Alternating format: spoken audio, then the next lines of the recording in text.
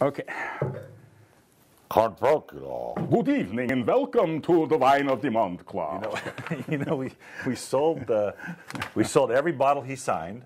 Which was how many? 48? 48, and then we sold another 25 or so. Really? And one lady came in and bought a case. I'm figuring she had a Halloween party or something. Yeah, that's a pretty expensive Halloween party. Expensive wine for that. Yeah.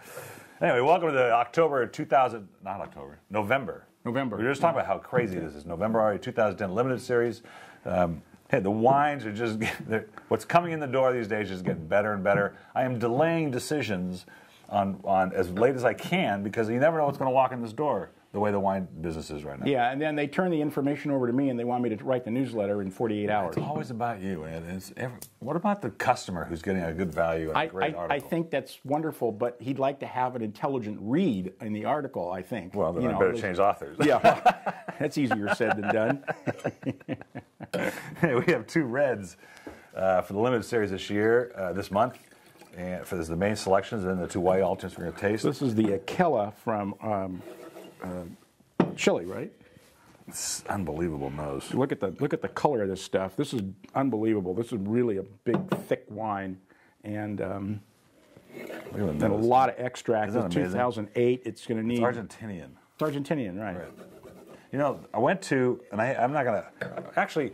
What I love about social media and these videos and Facebook is that people can be, you're kind of more honest of what's going on. People can say what they want. It's up to the vendor or the store or the company to fix the problem that people might express through social media. Yeah. Right? Right. And so the guy was just in here earlier, the winemaker, we were talking, and they're going off to Malbec, which is a restaurant in Pasadena, which is obviously Argentinian. That's the name of the restaurant? Yeah. Oh, and the food is actually very good, but the wine list is horrible. It's horrible. And I looked at the list. I've tasted all these Malbecs and all these Argentinian wines all these years. I didn't recognize one brand.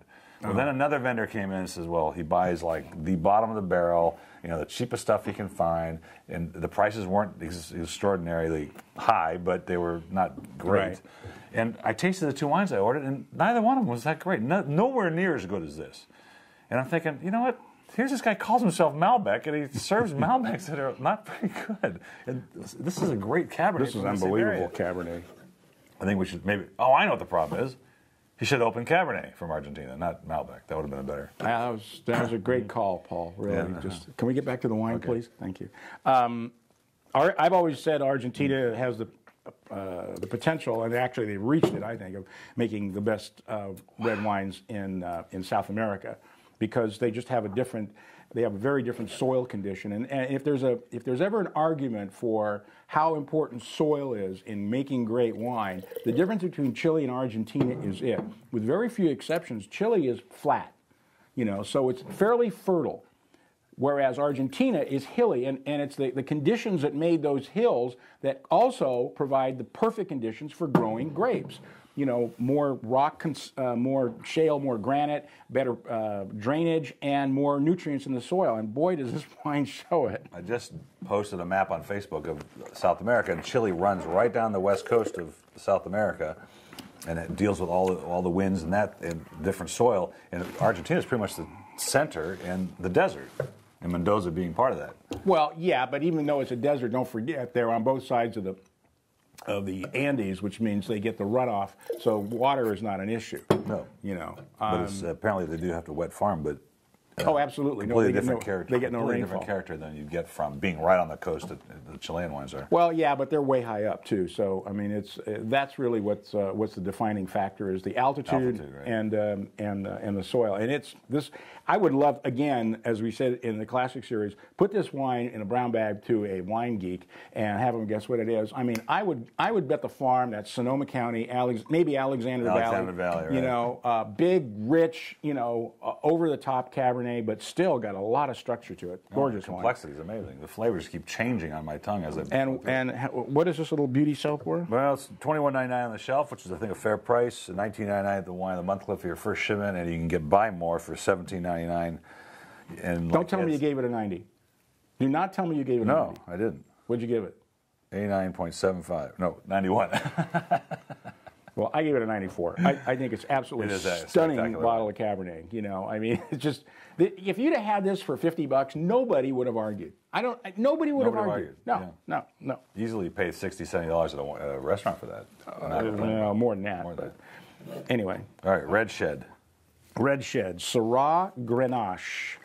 Now, what I thought was fun about this, since it's domestic, it's from Sonoma, but it's got that sort of Australian name. It's got an Australian blend. Yeah. And there's no cap. There's no foil. Oh, that's right. No. We thought it was a mistake.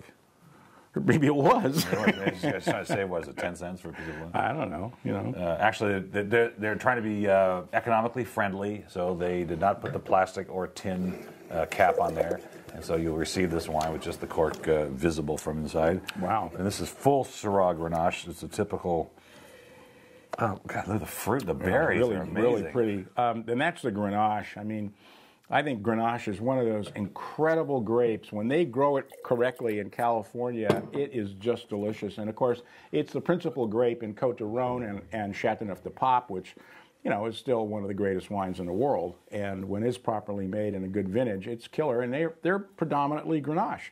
It's a wonderful grape. And this is a great example of a California version of that, because it does not have that Côte d'Aron character, or the Châteauneuf-du-Pape. But you get that little smoke of the Syrah, and the Grenache kind of takes over with the berries, and you still get that California sort of New World character, as opposed to something you might see in the South. It's a killer bottle of wine, and all of $21.99, regular $19.99, and $16.99 on the reorder. And boy, I'll do that on 91 any day of the week. And I got a 90, and 91 is perfectly good. You know, I want to keep smelling it with this wine. Because I get that initial smoke Syrah, and then it turns into fruit and berries. Well, this is a 2009, so this wine's got a little time on its hands. I mean, I would say if you buy some now and get some later, or get some now for later, it's going to, in a year or two or three, it's going to really open up. And some now for later, just to buy some, what was it? Well, it's not going to be around long. Oh. You know, I mean, I assume people are going to buy it up. I mean, you don't have like 1,000 cases of this, right? I do not. All right, here's a hoot. This is a hoot. Oh, God, yeah.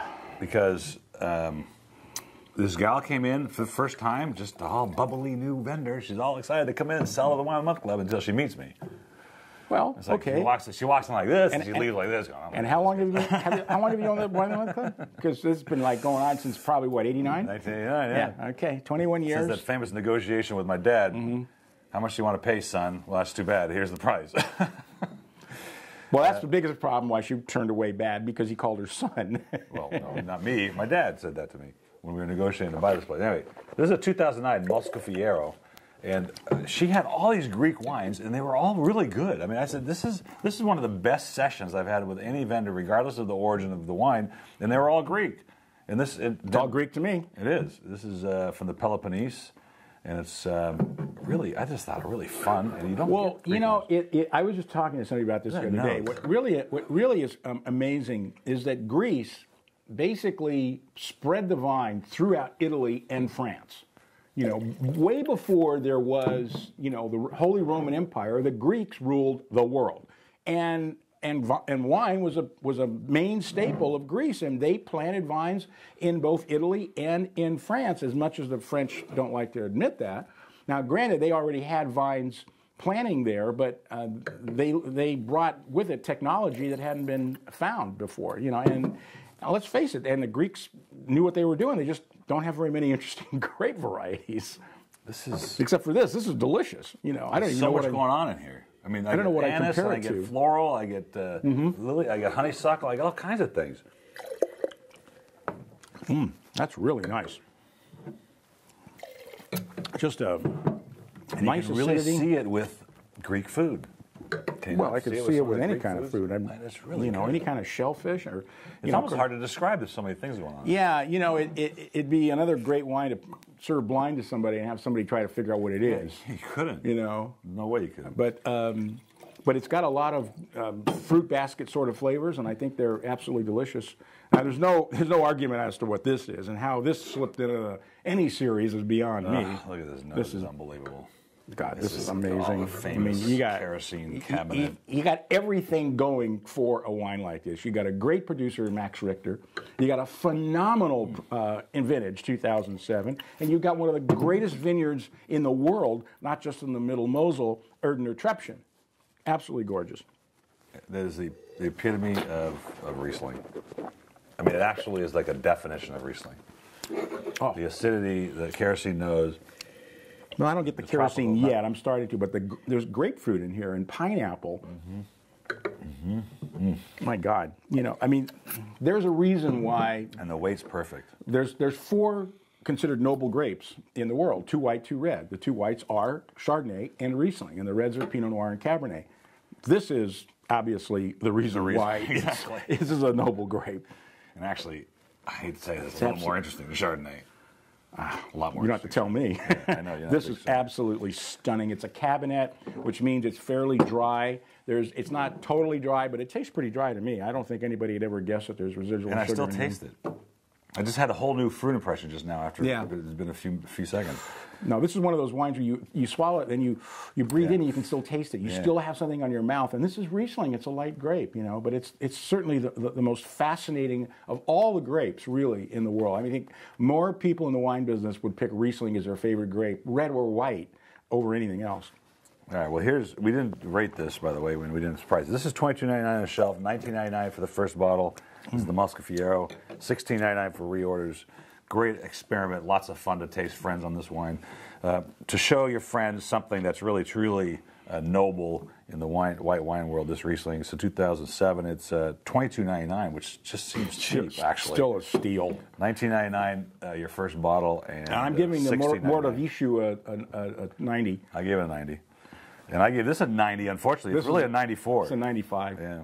God, it's really a great bottle of wine. I mean, for those of you that think Rieslings are, insipid or too sweet, you try this wine and you tell me you don't like it. I'll buy it back from you. This is not Fetzer Sundial Riesling. Hey, and that's not even that bad. I wouldn't be ragging on Fetzer. They make some pretty good wines, but this stuff is like on another planet. Classic. Anyway, cheers. A great bottle of wine.